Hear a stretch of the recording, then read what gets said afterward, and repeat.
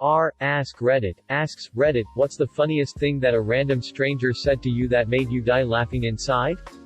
Watched a guy walking to class at my college years ago saying, "Get the fuck out of my way," to a pigeon standing in his path. The pigeon quickly waddled off to the side. When I was around 10, my dad took my brother and me to a Sox game at Fenway. We get to the park and I was putting mustard on a hot dog from one of those mustard box push-down nozzle things. This random guy next to me goes, "Yeah buddy. Lather that bitch up." 10-year-old me thought it was about the funniest thing I'd ever heard. And I still chuckle when I think about it as an adult. Edit. Thanks for the great comments and gold, silver everyone. I've been laughing about this all day. I love random hype guys. Always turns out to be a fun story as long as the guy isn't totally insane. I was at a 50th wedding anniversary party and there were lots of elderly people in attendance. An old man was standing next to me and said, "It looks like a fucking graveyard in here." I literally spit my beer out. We were outdoors. The kicker was the guy was close to the same age as everyone else. I was at a salon with my grandma and there were mirrors all around at different angles. She turned around, looked confused, and just said, "Oh shit, that's me." Turns out she saw herself from the back in one of the mirrors and thought there was an old lady behind her. Years ago when queuing up for movie tickets with my family, the attendant asked the ages of our 4 kids to see if they could all get children-priced tickets. I announced their ages, 7, 9, 11 and 13. Without missing a beat, the stranger behind us declared, "That's an odd group. They'll even out next year. That's almost a prime response. This reply is beautiful. An old man on the street with a big jack-o'-lantern grin on his face and 2 chihuahuas under each arm loudly proclaiming to no one in particular, "I used to carry grenades. Now I carry dogs." A significant upgrade, of course. Edit. My first coin. Thanks. 2 chihuahuas under each arm. There were 2 under each arm? Question mark. You mean to tell he was carrying 4 chihuahuas? Question mark. That's uncanny. I think I prefer grenades. Just the other day checking out at the Cracker Barrel, the older gentleman ringing my wife up accidentally said, with all confidence, "Have a thank you." When I worked retail, I often told people from a misheard Tom Waits lyric, "Our receipt is our gift to you." This will haunt him the rest of his life. I was at a gas station filling my truck with gas and overheard a guy yelling at his dog to move over in the car so his wife could get in. It went like this: man to dog, "Come on, get in the middle so mommy can get in." Dog starts yipping back at him as if she's arguing. Man to dog, "Quit arguing me, I told you to get in the middle, you don't always get your way." Dog again yipping back at him. Man to dog, "If I have to tell you again, you dog, if I have to tell you again, you dog, if I have to tell you again, you dog, if I have to tell you again, you dog, if I have to tell you again, you dog, if I have to tell you again, you dog, if I have to tell you again, you dog, if I have to tell you again, you dog, if I have to tell you again, you dog, if I have to tell you again, you dog." Hot damn, this post blew the F up. Thank you random citizens for my first silvers and first gold, you guys are awesome. Also, to clear a few things up, the dog was a Brittany Spaniel, which is a medium-sized dog, and they were in a single cab pickup. Also, it was in Maine, and if it was any of your parents or SOs, you guys rock and still make me laugh about it to this day. Glad I could brighten everyone's day. Something I overheard as 2 kids walked past our caravan park site. A rumbling boom of distant thunder. Kid 1, "I like thunder. It sounds like a 200-year-old dog who's retired and helps old people who are blind to get around." Kid 2, "Silence." Kid 1, "You know." Kid 2, "But why is it retired?" Kid 1, "Because it's old." Kid 2, "But it's still helping blind people." Kid 1, silence. A few years ago I let my friend cut my hair. It did not go well. I was living in Philadelphia at the time and was walking through South Philly when I passed 2 strangers in the middle of the conversation. As I pass, one of them says to the other, "Hold up, I gotta talk to this guy." He proceeds to shout to me, "Ayo, your hair looks like shit." Come over here. I was amused, partially because of his bluntness and partially because he wasn't wrong. I was curious, so I walked over to him.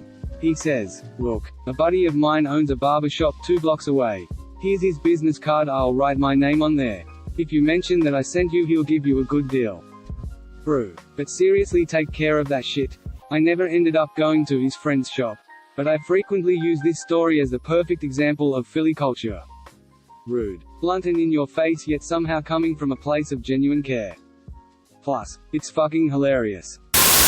Okay, the laughter was not entirely inside. But years ago on the subway in NY, a crazy dude walks on the train and screams at everyone, "You're all going to hell." And then steps off as the doors close. Total silence as the weirdness of the moment settles in.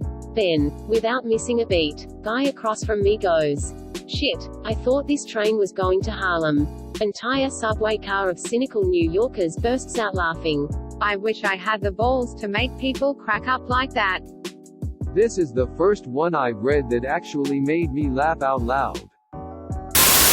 I'm in the bathroom at work washing my hands and one of the professors that I don't think I've ever actually spoken to comes in and starts washing her lanyard in the sink. I try to make small talk with work people even though I suck at it, so I try to strike up a conversation that goes down as follows. "Morning, you GGHHH, I spilled coffee on my lanyard and now it's all sticky. Blah, that's the worst."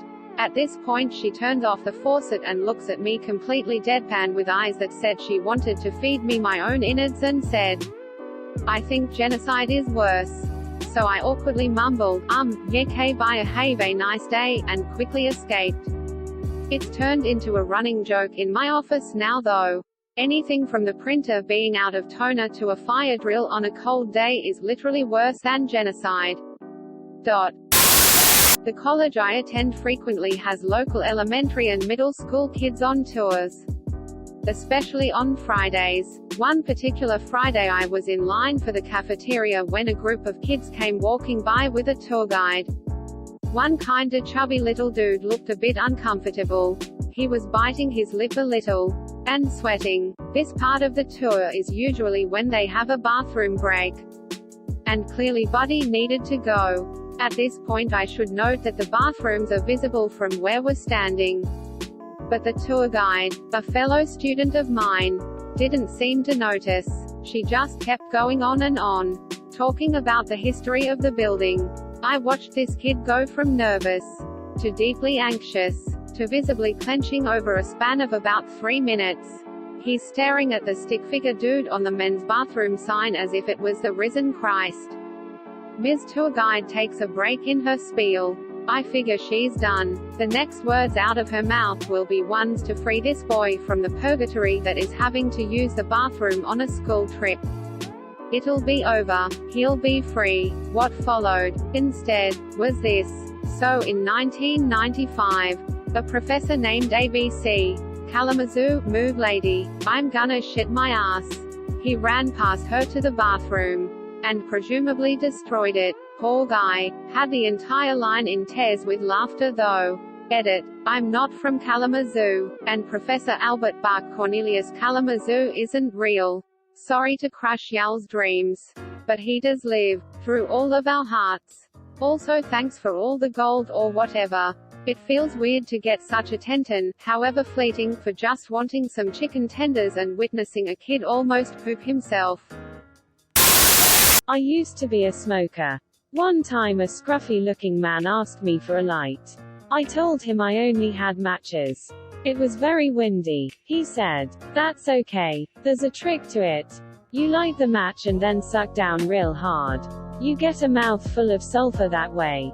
But you gotta have a trick when you're going 30 miles an hour on top of a tank." A friend of mine's grandpa was in THR Navy in World War II. You would not believe the conditions in which that man is capable of lighting a match, cigarette, and smoking the whole thing. Open field. 30 miles per hour winds. Torrential rains. 2 acres away from a tornado. Even in whiteout snowstorms. It's insanity to witness in person. Edit. Acre isn't a unit of distance. Okay. Damn. I bet that guy has some stories. Worked at a smoke shop that sold electronic cigarettes years ago. A customer came in complaining that the new flavor made her pee smell funny. I couldn't keep a straight face when I said I wasn't sure if that was related. Then she says, "Oh, well, it could be an STD or something, I guess, thanks." And walked out. Vapes come in asparagus flavor now. Why wouldn't this be a phone call? Or a Google search? Jesus Christ. I just threw up in my mouth. Little girl to me after I explain my service dog helps me when I'm sick. Oh. So he's your dog tour. Me. Trying to keep a straight face. Yes. Exactly. Dot. That's adorable. She's going to be a great dad one day. That little girl is going places. May of 2000, passing through Norwood, Louisiana with a friend. At around 2 in the afternoon we stopped to gas up, grab some snacks at the most podunk gas station known to man. A young man, extremely agitated, comes in with frustrated gestures and angrily shouts, gestures at the cashier with an accent that is beyond region. Beyond stereotyping. Beyond anything I have heard before. Where da goddamned Wally Melions at? Quote exclamation mark. At the top of lungs. Approaching hysteria and tears. I was doing tech support over the phone for an internet company at a call center. I got a call from an elderly woman, because her internet stopped working, after checking remotely that the modem was working and that there was no issues on her area. I was scheduling a visit from one of our technicians when she suddenly says, "Oh, I know what happened. The cat was playing around the router yesterday. Right, you think it took a cable or something? No, he probably took away the Wi-Fi. You mean like he moved the router? No, he probably took the airwaves of the Wi-Fi. You know how cats see things we can't. He surely say the Wi-Fi signal. Grabbed it and took it away. It took all my willpower to not laugh in her face and finish the call." Met a guy while camping a few years ago. He told us, matter-of-factly, that he was a redneck hippie back in the 60s. He was there for the sex and the drugs. But not so much that love and peace shit. We still crack up about that. When I was in Austin for a convention a few years ago, I had a taxi driver who described himself as a pot-smoking, gun-toting, hippie Texan. Dude was in his like 60s and regaled my friends and I with stories about bar fights, women, and one time he mouthed off to a cop about possibly having a gun on him. Definitely sounds like ATX. I work in retail, and I'm not sure why, but this had me dying for a while. I still laugh when I think about it. Me, how you doing today, sir? Customer, yep. And he went on his way. Once I was walking into class and my teacher told me, "Hey," but I thought he asked how I was doing, so the conversation actually went, "Teacher. Hey me, I'm good." No so much said to me as overheard. Walking down the street with my fiancé after dinner. A man and woman pass us. Very clearly I heard the man say, "And that's the second time I got crabs. I just keep a special little comb at the house now. Just in case. I'm not sure of any particulars and have thought about that interaction often." So many questions. I know they heard me laugh though. Edit. Damn everyone. Thanks for all the great stories.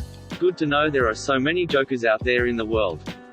And that's the second time I got crabs, is a throwaway joke from a scene opened in the movie Super Troopers. They were messing with you.